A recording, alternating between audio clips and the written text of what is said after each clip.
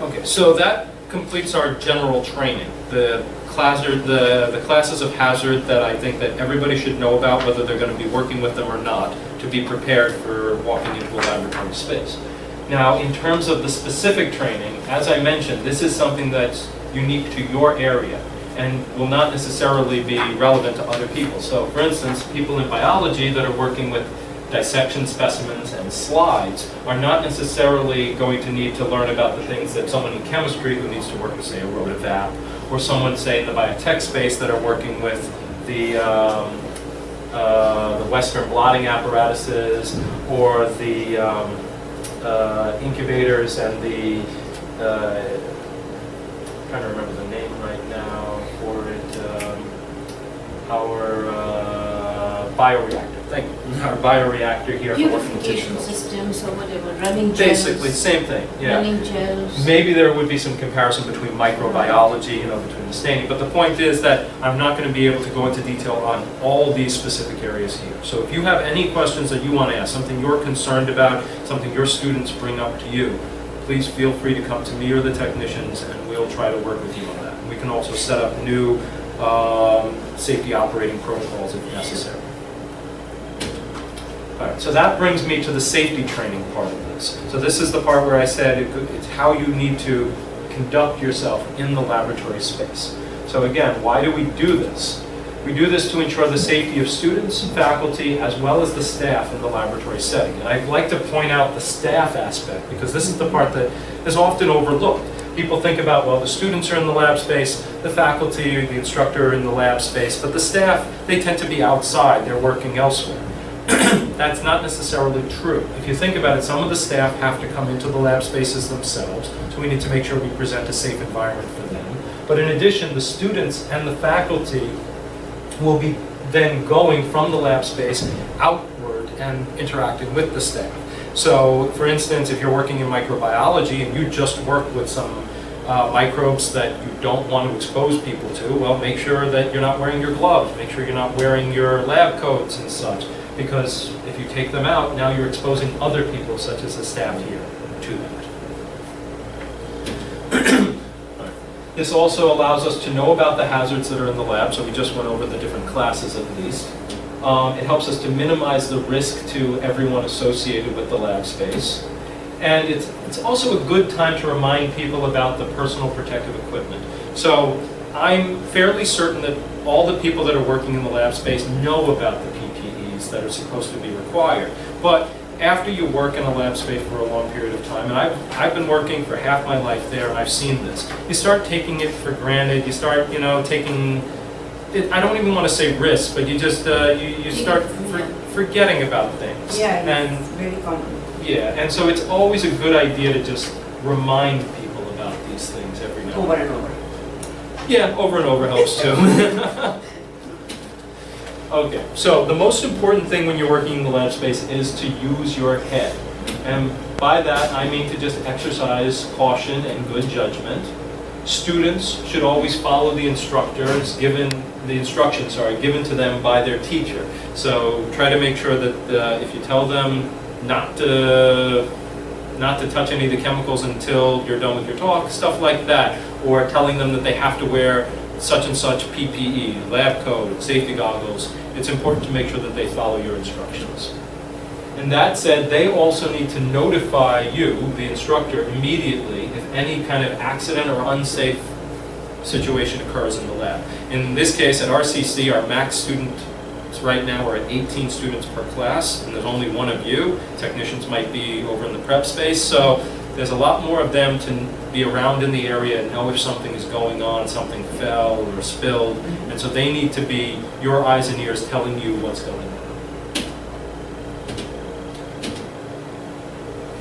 So students should read their lab instructions ahead of time. So in general, I think every lab has a lab manual. Please either tell them to read it in advance, or I know what a lot of faculty will do is they'll take 10 or 15 minutes at the beginning of the lab to go over all of this. So that's very important, so that nobody is kind of taken by surprise by anything in the lab. They should always follow the lab procedures exactly. If this means that you change something from the book, make sure that it's clear to them that you changed something and why, so that they know. and never let them do any unauthorized experiments. And what I mean by that is some of the stuff we do, I mean, we're in a lab space, say they're working with Bunsen burners, they're testing metals and burning the metals, and it's pretty colors. Let's not have them sitting there going, oh, what happens when I do this? What happens when I do that? And I know it's not always in your control, but Yeah, you know, sometimes. you do the best you can and you try, and keep this in mind. Okay, so I wanted to go over the physical safety aspects. So in the case of some students, they'll have, say, long hair or loose clothing, so please ask them to tie that back. You know, make sure that their sleeves are not baggy. In the case of the physics labs, for instance, I've actually told them that I think that lab coats would be a bad idea because lab coat sleeves could get caught by equipment. So you have to use your head here when it comes to some of the material that you're going to be working with. They should also never look into any containers as they are being heated. And for as silly as that sounds, one of the people that was here for the last safety talk said, oh, one of the summer camp students, the first day, were heating stuff with the Bunsen burner, and I saw them doing that and had to say something. So I know a lot of the things I'm going to say here seem like someone would say a no-brainer, that this is common sense, but as the expression goes, there's nothing common about common sense, and I've heard about every single one of these not being done at one point or another, and someone getting either hurt or almost got hurt. So they should also never point the end of a test tube that's being heated at themselves or anyone else. And I think the anyone else part is the more important. They'll probably not point it at themselves, but they have to make sure that if they're heating it like this, that they look and make sure it goes there. Exactly. It's like driving a car. And they never heat anything in a closed container. And so this, sometimes they might not even realize it. Sometimes they might have even just a slightly loose lid.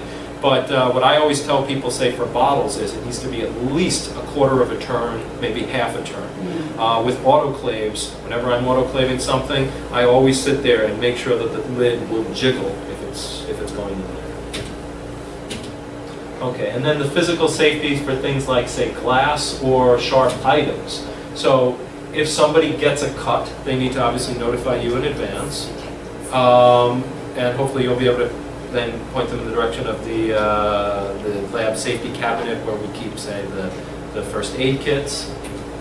But then there's things that come up, say, broken glass or sharp objects. So I bring this up because there's appropriate containers for them. So glass should go only into the glass waste container. Sharp items such as razor blades, scalpels, needles, they're the ones that need to go into the biohazard sharps container. The things that I also bring up are a lot of times students are going to be working with slides. Now we have slides that they make. Those can go into the glass waste container. The slides, however, that are pre-prepared, they should not be throwing these out. Sometimes they get a tiny little chip. I understand that you might want to set that aside. You don't want someone to cut themselves on a chip, and we'll actually repair those slides. I bring this up because those can be about $5 or $6 a pre-prepared slide, and we want to try to maximize them. So sometimes, if you're concerned, there are actually separate bins set aside for glass slides. So there'll be a glass slide bin, a regular glass waste bin, as well as the sharps bin. Oh, and I should also point out that non-disposable scalpels should not go in here. I know that, yet again, that sounds like common sense that we reuse non-disposables, but we always end up finding some of our more expensive scalpels being tossed in here by people. Yeah. Plastic droppers. So the glass ones? Yeah, the plastic dropper also. Regular trash. Is just. Oh yeah, plastic droppers, unless of course you feel that there's some sort of biohazard to it, then it goes in biohazard. But it wouldn't go in, say, this biohazard, it would go into one of those little red bags with the big red bins. And so I point out also that these things need to be put in their appropriate container because I was there once when a custodian at Brandeis was dumping a large waste container into his barrel that he had on wheels to move around. Someone had thrown a glass transfer pipette into that waste and he cut himself on it. So this kind of stuff does happen, and so all glass should be going in here, with the exception of the pre-made slides that we have a separate glass waste. And gloves? Regular Gloves, trash. regular trash. Unless, of course, it's It's in a bio- microbiology. Yeah, unless, of course, there, and then there's a bio-waste container Yes. for it. Okay, so physical safety, one thing that's extremely important, and we always have an issue with this with at least 1 or 2 students a year, and we have to point it out, is that there is absolutely no eating or drinking in the lab space. This means that if they have a bottle of water, it's got to be put away. They can't just say, well, my lid is closed here like this, and I'm going to leave it out on my desk. No. You got to put this away in the cabinet, in your book bag, somehow away. Otherwise, it's got to be outside the lab space itself. And I bring this up because the technicians have been instructed to point these, to basically, they're going to point these out to the instructor. They won't just go up to the student right away. They'll point it out to the instructor. And if the student is not going to put it away, they're going to have to be asked to leave. So it's not one of those things where we can just say, oh, please take care of this, and then they walk off. They have to make sure that that student puts that stuff away, or the student leaves the lab space. So, personal protective equipment, or PPE. So, this is the appropriate equipment that someone is supposed to be wearing in the lab space. And just be careful, there's a camera right there. So, this is stuff that you're probably aware of, but it's always important to bring up because after a while, people, as I said earlier, will take this for granted. They'll forget about wearing the appropriate thing or what they should be doing. And they just take, start kind of taking shortcuts, maybe we would say. Okay, so the first one that I point out is eye protection. Labs are all equipped with goggles for the instructors as well as for the students. An example of them is down here. Now that said, I will allow if somebody wants to wear, say, glasses as their protective eyewear, that's okay. But what I always point out to my students, and you should point out to yours as well, is that this will not necessarily protect them from everything. These types of protective goggles cover not only the top, but the sides. Yes. And most of them are made so that if they have glasses, they'll fit on over the glasses. Yes. One thing I would also point out is if your students are wearing contact lenses, But they were not allowed. you will probably want to tell them, especially in chemistry, that they should not be wearing contact lenses. Tell them to bring in their glasses because what can happen is vapors from certain chemicals can actually get underneath the contact lenses and they form points of contact, concentrated areas of chemical which can damage the eye. So they should be wearing glasses instead of contacts, and technically they should be wearing these instead of regular glasses. Okay, that brings us to lab coats. Now this has been a bit of a topic of conversation over the last year or so.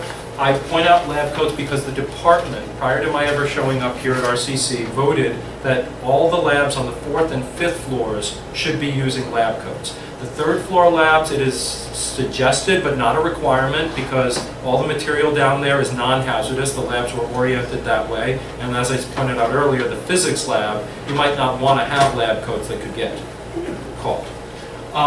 But in general, for all the other laboratory spaces, bio, microbio, chemistry, biotech, A&P, they should be wearing lab coats. Now, the issue of cost has come up as well. So I point out that if you include a lab coat requirement in your syllabus, then the students can go to the school store and they have lab coats as cheap as $30 and they can use their vouchers at that point, as long as it's in the syllabus, to buy lab coats down there. Now, that said, we're not disregarding students that still say that they really can't afford something like this. So what we are allowing also is any kind of designated long sleeve garment that they wear. So I've worked in labs before where someone's had a hoodie that they would always put on while working in the lab. It had stains on it, it had burns on it, they washed it and so on, and it's their designated lab jacket that they would wear. So if they want to do something like that, they can. Just make sure it's, like I said, long sleeve, and if it's, say, the summertime, whatever they wear has to be able to go down low because a lot of them are going to be wearing shorts. Okay, so that brings me to gloves. So unlike some of the other places that I've worked at that only have small, medium, and large gloves, RCC actually has also extra large and extra small gloves. These are all nitrile gloves, so there are no latex gloves here. Anyone that has any concern about allergies doesn't have to worry about them.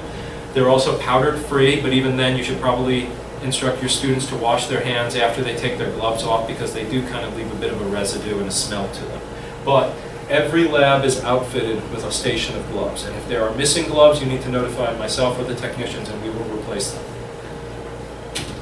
Then this brings me to my last one, closed-toed shoes. So there is no sandals, flip-flops, or open-toed shoes allowed in the lab. This happens a lot over the summertime, and it's a bit of an issue, but you have to crack down on it. This is for various reasons. Not only could they spill a chemical on themselves, they could drop something on their foot.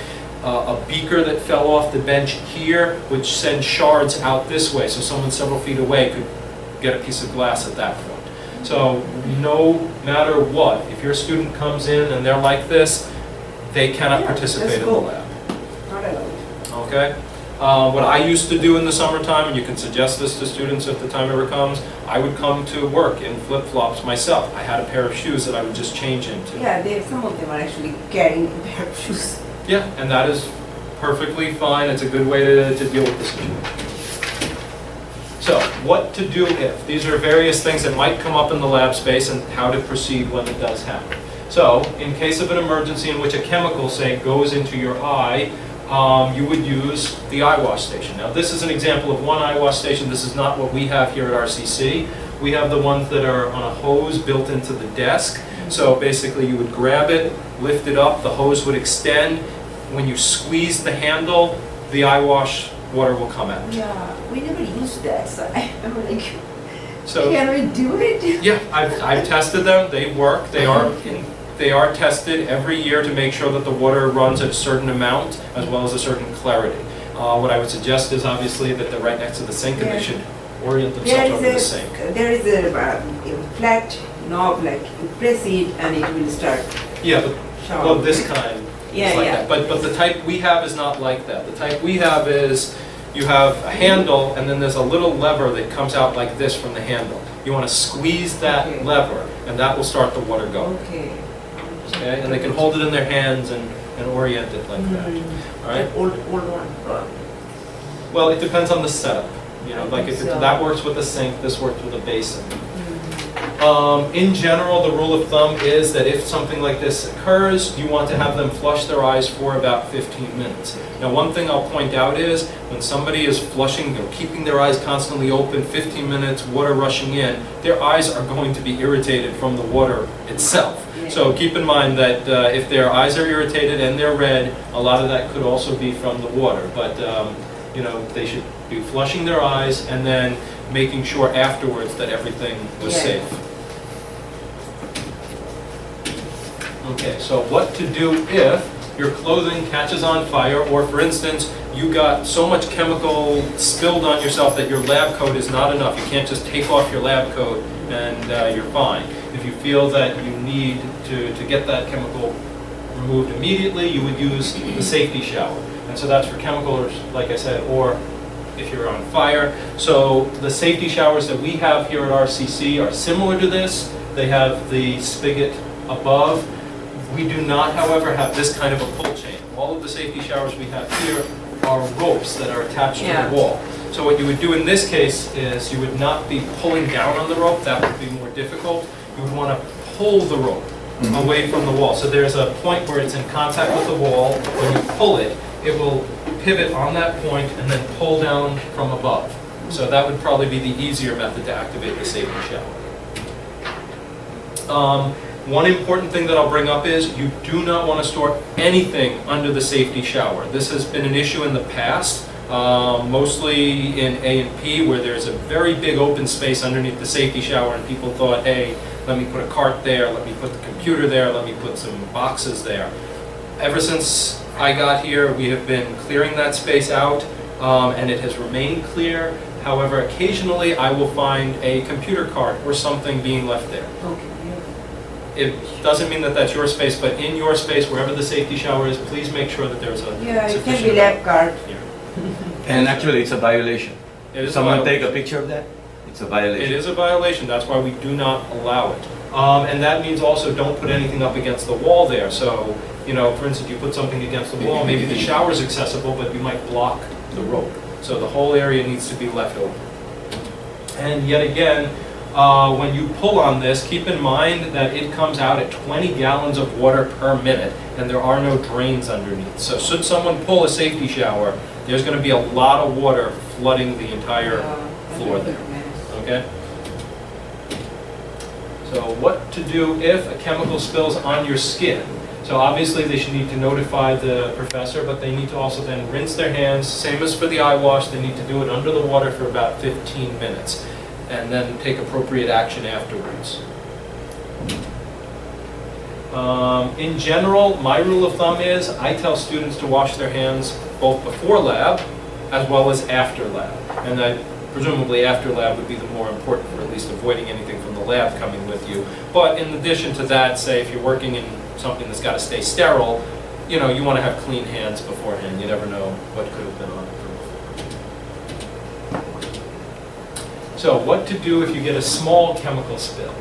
So if there's a small spill, you should assess the hazard and your ability to properly clean it up. You should use the appropriate PPE, or as I said, the personal protective equipment such as goggles, gloves, lab coat, maybe even a mask if it's something that's giving off vapor.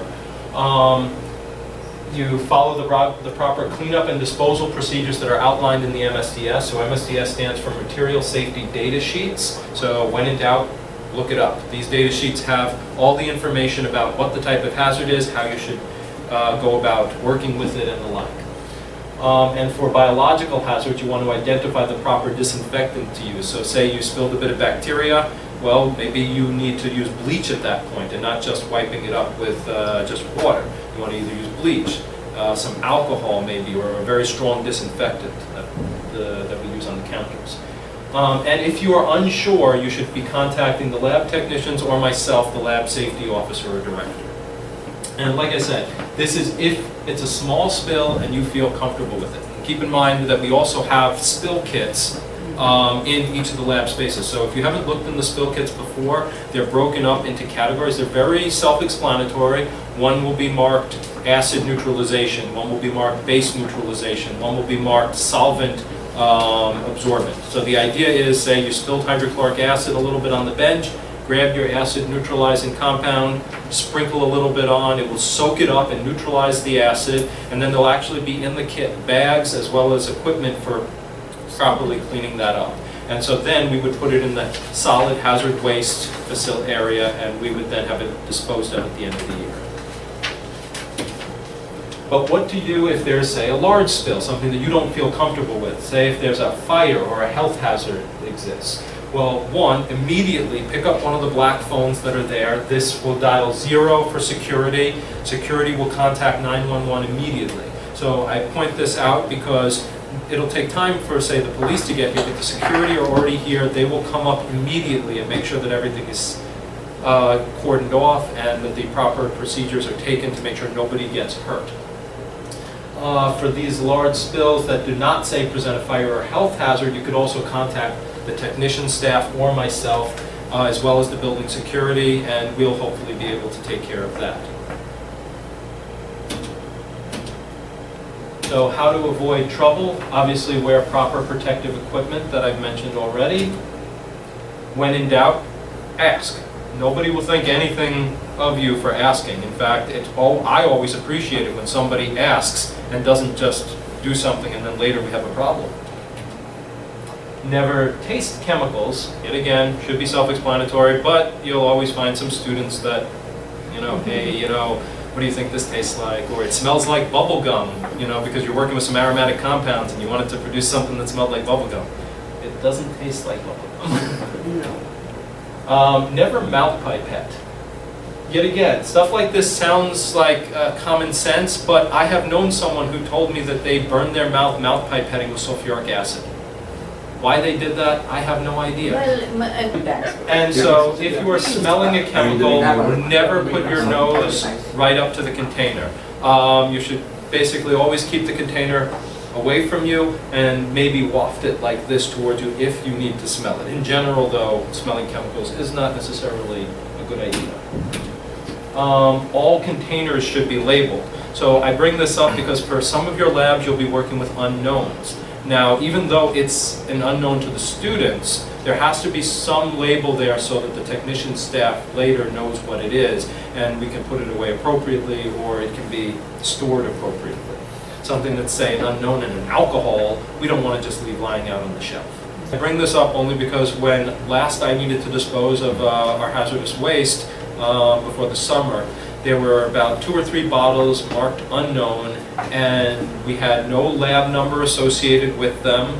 And when we tried to figure out, well, what these might belong to, it seemed like they might have been for an old lab that we no longer had the protocol for. So that's why the more information that's written there, at least say putting the lab that it's associated with and the class number. So writing, say, lab 5. Class number, Yeah, that's, experiment number, important. yeah, that's very important. I gotta say, writing, say, lab 5 doesn't help, unfortunately. Chemistry, lab 5. And that's a violation too. Yeah, no, but it's okay to put lab 5, but what you need to do is put down, Course say, number, this which is, course? yeah, this is, Chem the- 1 or 2. exactly, or this is chemical reactions in, say, General Chem 1. You know, that will be very specific. We know what the chemical reaction Yeah. lab for General Chemistry 1 is, and so we'll be able to work with that. And all of our hazardous waste containers are now labeled that way too. So the new system that I implemented, so if you see any hazard waste containers, just so that you know what you're gonna see, it will have lab numbers on it, because sometimes that is useful for during the lab, but all of them will have the name of the lab that they correspond to, so we'll say reactions or oxidations or acid base, and it will also have a small little sticker on it that will be either red or white that will say a shelf number and a bin number. I point this out because this is to allow the technicians or anyone else to quickly and easily put that away properly in the main accumulation area. The red will correspond to a flammable bottle, the white will correspond to something that's either corrosive, oxidizer, or toxic. The shelf and bin number tells you exactly where that needs to be placed in the cabinet. So everything is appropriately labeled and should be self-explanatory. So always carry chemicals with 2 hands. I point this out because, and I use this as an example, my previous job that I worked at, before I ever came there, mind you, they worked with propionic acid, very poignant, but not necessarily dangerous. It's more like a strong vinegar. However, we used it as an antimicrobial for fly food. The fly food kitchen was on one end of the hallway, the storage for the chemicals was down on the other end of the hallway, and the hallway was accessible to the whole building. So the person who was doing this at the time took it, and while walking down the hallway, broke that bottle. I don't know how they did it. Like I said, I wasn't even working there at the time. But the company got shut down for an entire week because they called the fire department. It's a chemical spill. It smells really bad. So even though it wasn't even dangerous, that's the kind of stuff that can happen from just Yeah, not I was appropriately lucky carrying. that it was not dangerous. That's true. So there are normally, you know, if you want to carry something on a cart, in a secondary container. Sometimes people use these buckets that have handles. Those are the ways to carry larger things, or just carry with 2 hands. Hold it at the neck, hold it at the base. Okay, how to avoid trouble. So one thing is, all the labs are set up differently currently. This may change in the future where we centralize all of the emergency equipment, but knowing where things are in your particular lab space is important. So know where the fire extinguisher is. Know where the fire blanket is. Some labs have them, some don't, but they all have at least the shower units. So know where the shower is, the eye wash stations, and the first aid kits. And like I said, every lab is set up slightly different, so make sure you're aware and the students are aware of where they are in that. If you should notice that a lab first aid kit is missing something or has run out of something, please let me know so that I can replenish that. Right, so Okay, alcohol swabs and some tapes. There should be things, yeah, you should have alcohol for sterilizing, there should be anti-burn cream, there should be gauze, there should be Band-Aids in there. Some of them will come with ice packs. Chemical usage and waste. So when diluting an acid, make sure that it's poured into water, not the other way around. Do not mix incompatible chemicals, and if you're not sure if it's incompatible, please ask. We've tried to set up the labs in a fashion where things are always standardized so that this won't happen, but things change sometimes, and if you're concerned, please ask us. Absolutely nothing used in the lab space goes down the drain. So while other universities will allow, say, certain things of a pH, say, between 4 and 10 or something like that, we do not have a drain policy at all. The only thing we allow down the drain is water. So if a student comes up to you and says, Professor, I have a beaker of sodium chloride, it's table salt, that gets collected.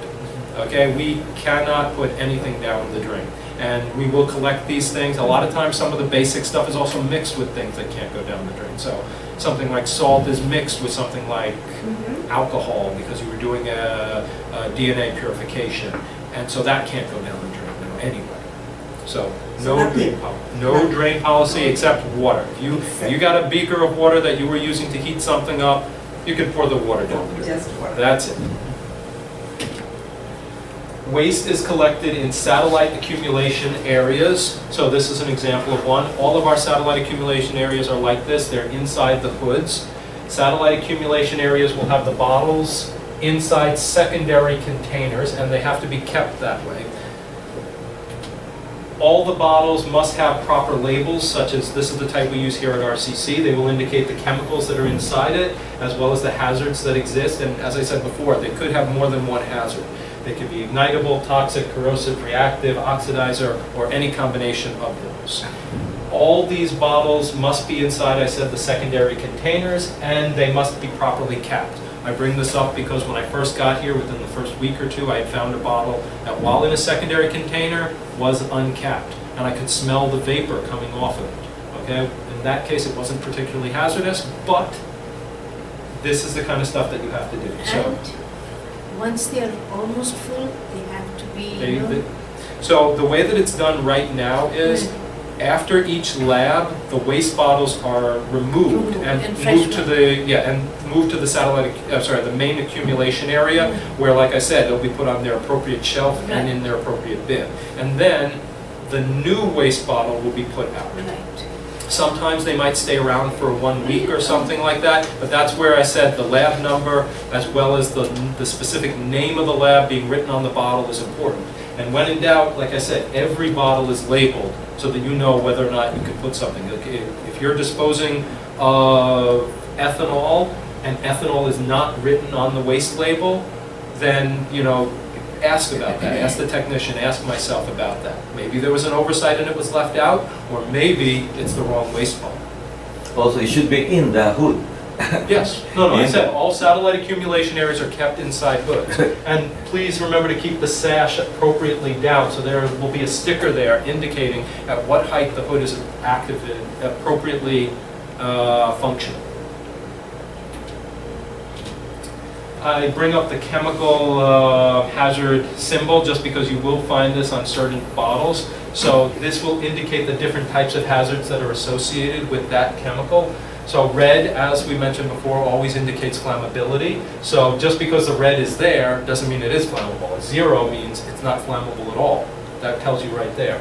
But they would go from slightly flammable to more. So for instance, 1 and 2 are below 200, so they're combustible, whereas 3 and 4 are below 140, so they're flammable liquids.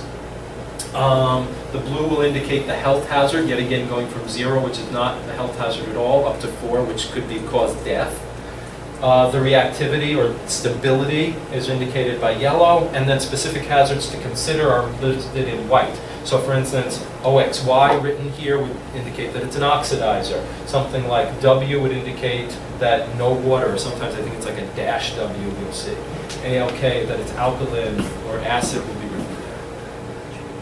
Excuse me, sir. Yep. Back to the red. Is it the symbol for the fluids, for the liquids where you put the flash oils?